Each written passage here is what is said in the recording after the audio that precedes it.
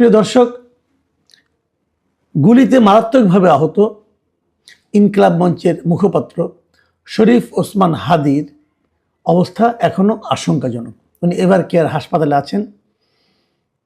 ওনার অবস্থার আর বেশি অবনতি হয়নি, কিন্তু উন্নতিও খুব একটা হয়নি। উনি নিবিড় পর্যবেক্ষণে আছেন। ডাক্তাররা বলেছেন 72 ঘন্টা যাওয়ার আগে তেমন কিছু বলা যাবে না।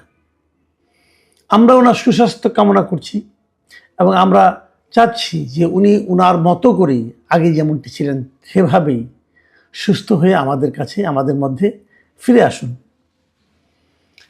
এরই মধ্যে সরকারের দিক থেকে আমরা দেখেছি এবং বিভিন্ন ক্ষেত্র থেকে দেখেছি যে হাদীরকে কে গুলি করলো, কেন গুলি করলো, এগুলো নিয়ে নানা ধরনের আলোচনা হচ্ছে।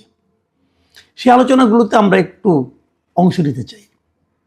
যেমন ধরা যাক, গুলিটা কে করলো। এখন পর্যন্ত যতটুকু দেখা গেছে সিসিটিভিতে, যে একটা ওসমান হাদী যাচ্ছিলেন একটা ব্যাটারি চালিত রিক্সা দিয়ে, তার পাশে দিয়ে ডান দিক দিয়ে যে একটা মোটর বাইকে দুজন ছিল, পেছনের জন গুলি করেছে এবং গুলিটা অব্যর্থ ছিল, নিশানা অব্যর্থ ছিল। এটা দেখে অনেকে ভাবছেন উনি কি কোনো প্রশিক্ষিত ব্যক্তি, একটা চিন্তা আছে। আবার ওই ছবিতে যেগুলো দেখা যাচ্ছে, বেশ কিছু বিভিন্ন অ্যাঙ্গেলের ছবি পাওয়া গেছে। এই ছবিগুলো দেখে তার হাতে কি একটা ঘড়ি ছিল, ঘড়িটা দেখে পুলিশ এবং অন্যান্যরা বলছেন যে এই লোকটার নাম হলো ফয়সাল করিম দাউদ খান। এই লোকটা একসময় ছাত্রলীগের রাজনীতির সঙ্গে ছিল এবং গত জুলাই, এই বছর আগের বছর 24শে জুলাইয়ে ছাত্রলীগের বিভিন্ন মিছিলে তাকে দেখা গেছে।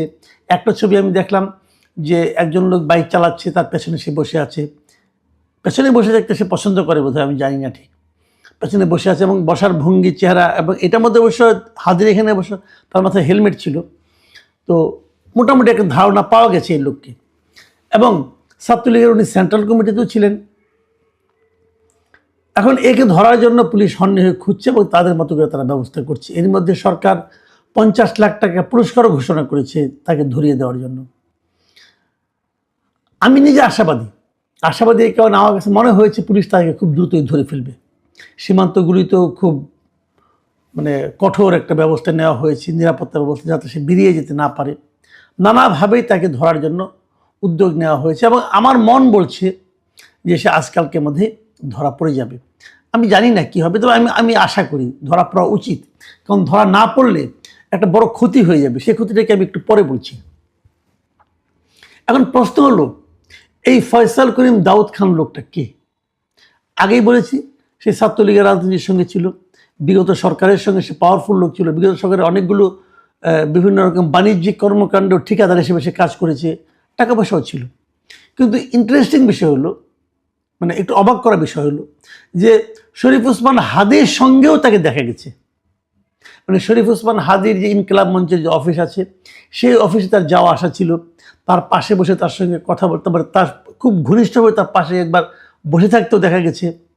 এবং তার যে নির্বাচনী যে টিম ছিল, প্রচারণা টিম হাদীর, সেই টিমের সঙ্গেও সে জড়িত ছিল। তার সে শরীফ ওসমান হাদীর বেশি ঘনিষ্ঠ ছিল।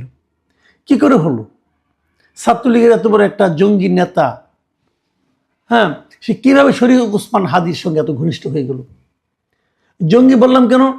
সে কিন্তু অস্ত্র মামলায় আটকও হয়েছিল। এবং ইন্টারেস্টিং হলো, এই সরকারের আমলে, এই বছরের এই 2025 সালের শুরুর দিকে, ফেব্রুয়ারির দিকে, সে কিন্তু আদালত থেকে জামিনও পেয়েছে অস্ত্র মামলায়। এবং এই সংক্রান্ত কিছু কাগজপত্র আমরা দেখতে পেলাম, যে জামিনের যে সেই কাগজটা, সেখানে আবার দেখলাম তার পক্ষে উকিল যারা ছিলেন তারা আবার বিএনপি দলীয় বড় উকিল তারা ছিলেন আর কি।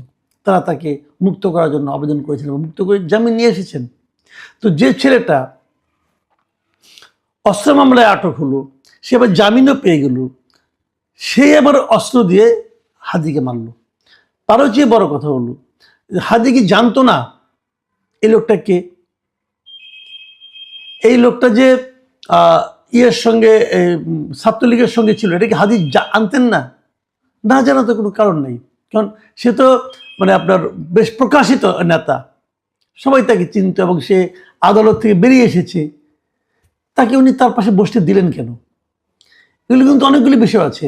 আবার আরেকটা ছবিতে দেখলাম, সেই ছবিটা সত্য মিথ্যা জানি না, অনেকে বলছিল নাকি এআই দিয়ে তৈরি করা, হতে পারে, আমি জানি না ঠিক। সেই ছবিতে দেখলাম সাদিক কায়েমের সঙ্গে বসে সে বেশ হাসি ঠাট্টার মতো করছে, খুব দুজনে বেশি উচ্ছল অবস্থায় বসে আছে, এ ধরনের একটা ছবিও দেখলাম। তবে এটা নিয়ে আমার একটু সন্দেহ আছে, এটা হয়তো এআই দিয়ে তৈরি করা হতে পারে, আমি বলতে পারবো না, কারণ আজকে সোশ্যাল মিডিয়াতে খুব দ্রুত অনেক কিছু চলে আসে, আমি ঠিক ক্লিয়ার না। তো যাই হোক, এখন প্রশ্নটা হলো, আমরা যেটা দেখলাম যে ছাত্রলীগের অনেকে কিন্তু এখন যা নাকি এরকম বড় বড় অবস্থায় ছিল, তারা কিন্তু এদের সঙ্গে কিভাবে যেন মিলে যাচ্ছে, কিভাবে যেন জড়িয়ে যাচ্ছে। এই যে জড়িয়ে যাওয়ার বিষয়গুলো, এগুলো কেন, এটা কেমন রাজনীতি, এবং এই রাজনীতিটাকে আমি ভালো রাজনীতি মনে করি না, এবং এই রাজনীতির এই যে আপনার একটা মন্দ রাজনীতি, তারই ফল কিন্তু হাদিকে ভোগ করতে হলো, একটা জীবন মৃত্যু সন্ধিক্ষণে থেকে চলে যেতে হলো। তো এটা নিয়েও চিন্তা করা কিন্তু বিষয় আছে।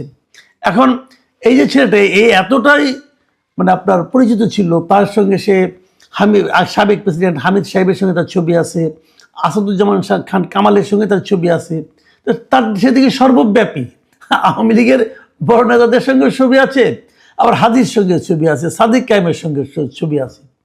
তো এই ধরনের লোকটা সব জায়গায় কি সবসময় থাকতো, আগেই থাকতো, এই জিনিসগুলো কিন্তু মানে আলোচনায় আসবে। এখন আমি যে প্রশ্নটা আসলে করতে চাই, যেটা খুব জরুরি প্রশ্ন,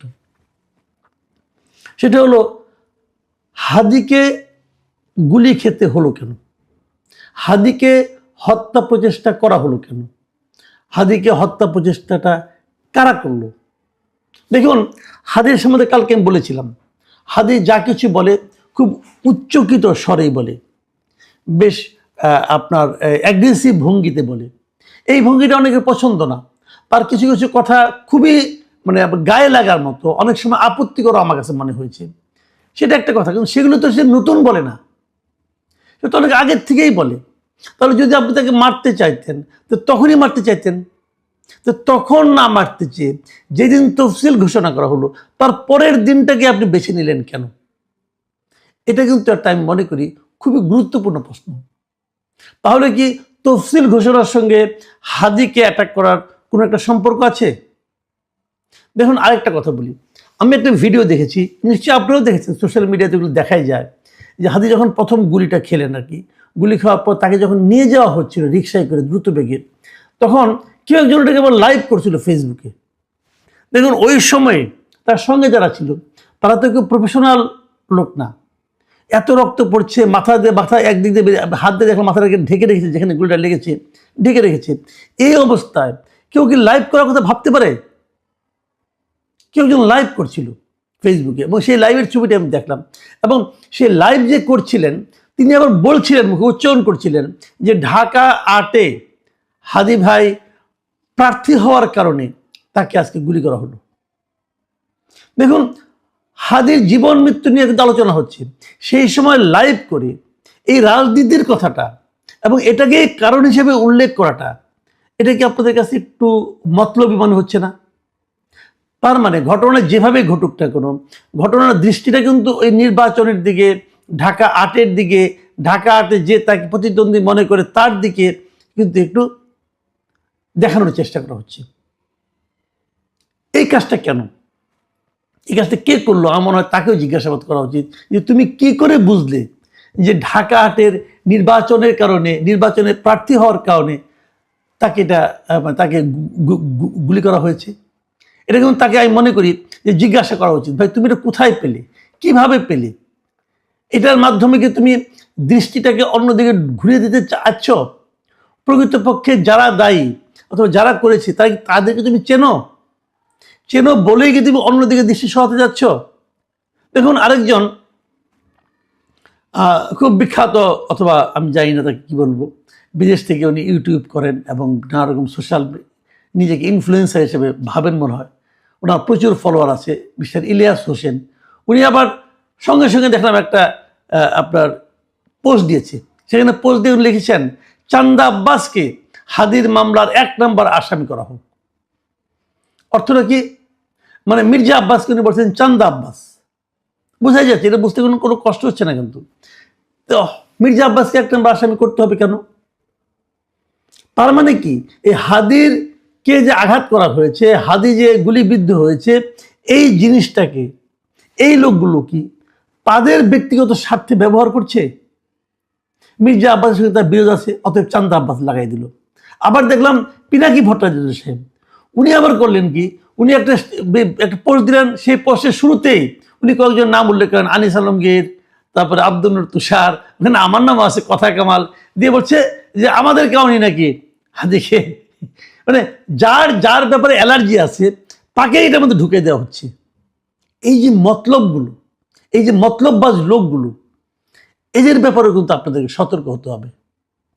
কোথায় হাদির আহত হওয়া, তার সঙ্গে সেই ফেসবুকে লাইভে ঢাকা ৮-এর নির্বাচনে অংশ নিতে চাওয়ার জন্য তাকে মারা হতে পারে এটা বলা, আবার চান্দা আব্বাস নাম দিয়ে ইলিয়াস হোসেনের মানে আপনার পোস্ট, পিনাকি ভট্টাচার্যের আরেকটা পোস্ট, তো এই যে এগুলি করা হচ্ছে, যে এগুলো কেন? মানে এদের কাছে কি হাদির জীবনটা গুরুত্বপূর্ণ না, বরং হাদির জীবন মরণের যে সংকটটা, এটাকে কেন্দ্র করে নিজ নিজ ধান্দাটাকে অর্জন করে বড় জরুরি হয়ে গেল। আমি মনে করি, আমি আশাও করি সরকার খুব দ্রুতই এই যে গুলি ছুঁড়েছে যে সন্ত্রাসী, তাকে ধরতে পারবে, এবং তাকে না ধরলে কিন্তু এ ধরনের গুজবের ডালপালা আরও ছড়াতে থাকবে। আমার বিশ্বাস তাকে ধরা হবে, ধরতে পারবে আইন শৃঙ্খলা বাহিনী, এবং ধরলেই হয়তো অনেকগুলো অজানা তথ্য এখান থেকে বেরিয়ে আসবে যে আসলে কারা। আমি কেবল একটা কথা বলে শেষ করব। অপরাধ বিজ্ঞানে না একটা কথা আছে, যখন কোনো অপরাধ ঘটে কোনো জায়গায়, সেটা হত্যা হোক অথবা অন্য কিছু হোক, বড় কোনো অপরাধ ঘটে, অপরাধ বিজ্ঞানীরা প্রথমে তাকান যে এই ঘটনায় বেনিফিশিয়ারিকে, যে বেনিফিশিয়ারি তার দিকে সন্দেহ দৃষ্টিটা প্রথমে যায়। হাদি মারা গেলে অথবা হাদি এরকমভাবে মারাত্মকভাবে আহত হলে কার লাভ? নজরটা কে কোন দিকে ঘোরাতে চাচ্ছে, এগুলো মাথায় নিয়ে তদন্ত চলবে আমি জানি।